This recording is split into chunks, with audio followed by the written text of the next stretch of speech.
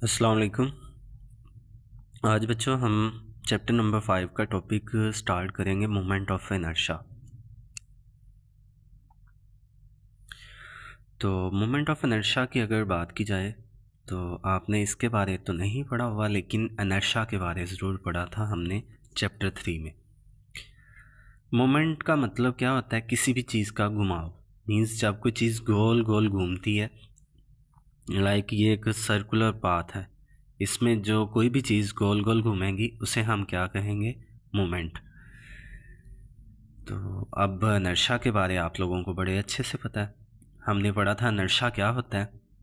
ज़िद। किस चीज़ की ज़िद? स्पीड ना चेंज करने की ज़िद। डिफाइन करते हैं मोमेंट ऑफ इनर्शिया को, जब कोई भी बॉडी गोल गोल घूम रही होती है, उसका जो एक्सिस ऑफ रोटेशन होता है, वहाँ से लेकर जहाँ पे बॉडी घूम रही होती है वहाँ तक के डिस्टेंस को हम कहते हैं distance from the centre. Means जिस पॉइंट के गिर्द बॉडी घूम रही है।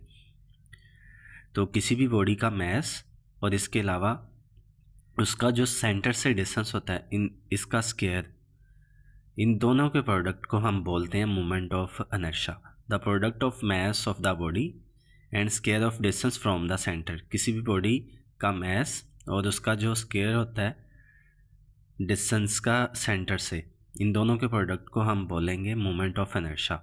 तो मोमेंट ऑफ इनर्शिया को कैपिटल आई से शो किया जाता है। तो ये इक्वल होगा mass into square of distance from the centre. तो हमें पता है मैस का यूनिट किलोग्राम होता है, distance from the centre, distance का आपको पता है यूनिट मीटर है, तो स्क्वायर की वजह से मीटर स्क्वायर आ जाएगा। तो मोमेंट ऑफ इनर्शिया के यूनिट्स किलोग्राम मीटर स्क्वायर।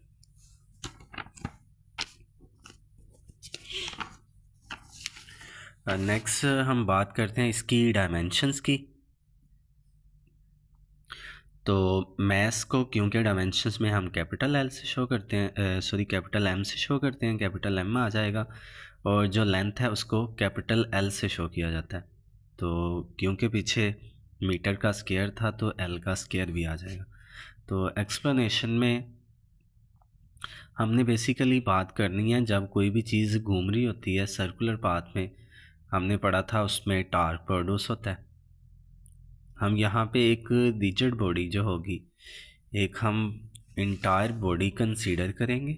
ये एक बॉडी है जिसका मैस m है, और जब ये गोल गोल घूमेंगी इसमें प्रोड्यूस होने वाला हमने टार्क देखना है। तो टार्क हमने पढ़ा था तभी किसी बॉडी में प्रोड्यूस होता है जब उसके ऊपर फोर्स लगती है। तो यहाँ पे एक फोर्स F है जो कि टेंजेंशियल इसके ऊपर लग रही है, मींस 90 के एंगल पे। तो जो इसमें टार्क प्रोड्यूस होगा वो हम देख लेते हैं इस फोर्स की वजह से। आप लोगों ने पढ़ा हुआ है जब भी किसी बॉडी के ऊपर फोर्स लगती है उसमें एक्सेलरेशन प्रोड्यूस होता है। तो वो हम न्यूटन सेकंड लॉ से फाइंड करते हैं, F is equal to M A. We also know that, और हमने ये भी कल प्रूव किया, ए इक्वल होता है आर अल्फ़ा के। मीन्स लीनियर एक्सेलरेशन और एंगुलर एक्सेलरेशन का आपस में रिलेशनशिप। अब ये जो इक्वेशन नंबर 2 है, इसे हम इक्वेशन नंबर 1 में ए की जगह जब पुट करेंगे, एफ एज इट इज़ आ जाएगा एम बी और ए की जगह आर अल्फ़ा। नेक्स्ट आप लोगों ने पढ़ा हुआ है, 9th क्लास से पढ़ते आ रहे हैं, चैप्टर नंबर 2 में भी हमने फर्स्ट ईयर में पढ़ा टार्क का formula, tau is equal to R F, उसकी मैग्नीट्यूड फॉर्म। तो अब ये जो एफ़ की वैल्यू है इसको हम पुट कर देंगे इक्वेशन नंबर 4 में। तो ये वाला आर एज इट इज़ आ जाएगा और इस एफ़ की जगह आ जाएगा एम आर अल्फ़ा। तो एम आर को आर से मल्टीप्लाई किया, R square into alpha. Next क्योंकि अभी हमने पढ़ा मोमेंट ऑफ इनर्शिया क्या होता है, किसी भी बॉडी का मैस और उसका square of distance from the centre, इनका प्रोडक्ट। तो I is equal to M R square, तो एम आर स्क्वायर की जगह मोमेंट ऑफ इनर्शिया आई लिख दिया। तो ये एक पूरी बॉडी के ऊपर जो टार्क एक्ट करेगा, अमल करेगा, उसका ये formula tau is equal to moment of inertia into angular acceleration. अब अगर हम एक रिजिड बॉडी के छोटे छोटे पार्टिकल्स की बात कर लें, तो सबसे पहले तो आपको पता होना चाहिए एक रिजिड बॉडी है क्या। एक रिजिड बॉडी बेसिकली क्या होती है, बहुत ही स्मॉल पार्टिकल्स की कलेक्शन होती है, और उन पार्टिकल्स की अगर बात करें तो वो बहुत ज़्यादा होते हैं तादाद में, इनफिनाइट, जो कि काउंटेबल भी नहीं होते। और हम किसी भी बॉडी के ऊपर जितनी मर्ज़ी फोर्स अप्लाई कर लें, हमारे फोर्स अप्लाई करने से उस रिजिड बॉडी के पार्टिकल्स का जो दरमियानी डिस्टेंस होता है, लाइक ये एक रिजिड बॉडी का पार्टिकल जिसके मास को मैंने m1 कह दिया, और ये एक दूसरा है जिसको m2 कहा है, तो हम इस रिजिड बॉडी के ऊपर जितनी मर्ज़ी फोर्स लगाते जाएं, इन दोनों का दरमियान वाला जो डिस्टेंस है वो चेंज ना हो, तो ये एक रिजिड बॉडी कहलाएगी। तो रिजिड बॉडी, जैसे मैंने अभी बोला, बहुत ज़्यादा पार्टिकल्स की कलेक्शन होती है।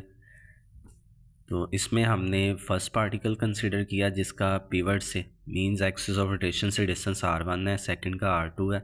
इसी तरह क्योंकि ये n पार्टिकल्स की कलेक्शन है, तो हम सबको तो लिख नहीं सकते। जो लास्ट वाला पार्टिकल होगा उसका मास mn और उसका distance from the centre rn।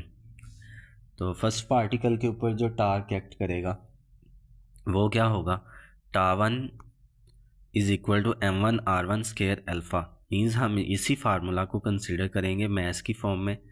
Rigid body का फर्स्ट पार्टिकल, उसका mass m1, distance from the pivot r1 into alpha. आगे सेकंड का टार2 is equal to m2r2 square alpha.